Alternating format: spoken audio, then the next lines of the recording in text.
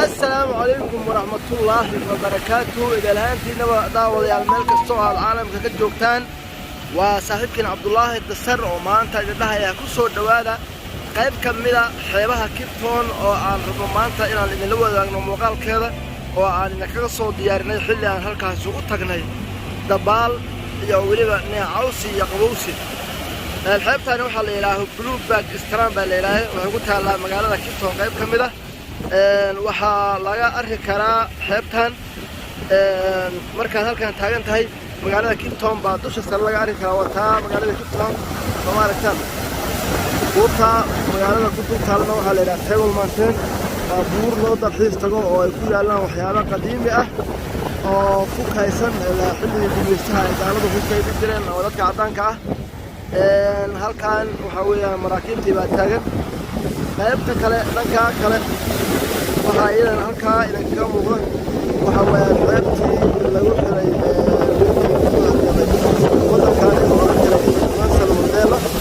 wataa qaybta badarka lagu taala ilaa dhowr mayl bay u jirtaa beriga soo aragtaan aad ku fogeey kaamirada Robben Island aad bay uga fogtahay halkan kaamirada baa ku soo dhaweeyay markii aan qaybta ka soo tago qaybta waxaa ku taagsan guryo aad u qurux badan iyo dhismooyin aad u qurux badan ee mudan in loo qadaydo wadankan South Africa gaar magaalada Kipton maadaama dadkan ay aad u jecel yihiin guryaha ama u dhow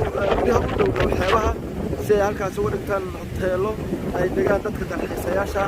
waa fiilis guryaha halkan ku yaala quruxdooda iyo sida waa qayb yar oo ka mid ah qaybaha quruxda xogaa waan ka soo fogaanay dhismahan qurxoon qaybta ku yaala dhinaceeda xogaa waan ka soo yara fogaanay soo aragtaan laakiin inteeda badan qaybtu waa tan dad badan baa u soo dalxiis taga oo halkaan ila kale idinkaga muuqda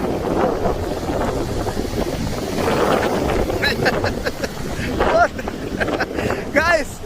hi, I'm just recording it, you are make me sweat, man. waxaa galayar halkaas coduma iigeeyo soo diray balaa ka dhadalo cadaan ka dibadana deeyo gacanta ku qabanaa anigana hadii soo dhawadan ka saacaraya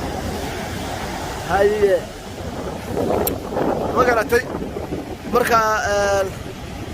muuqaalka waxa weeyaa marka muuqaalka ugu talagalay yani xoogaa inaan ku baraarujiyo ummadda Soomaaliyeed saacad ku joogto xeeba kuwan ka qurux badan baa leenahay waa aragteen oo ka nadiifsan ka wanaagsan marka de waxa leenahay lagu daydo adduunka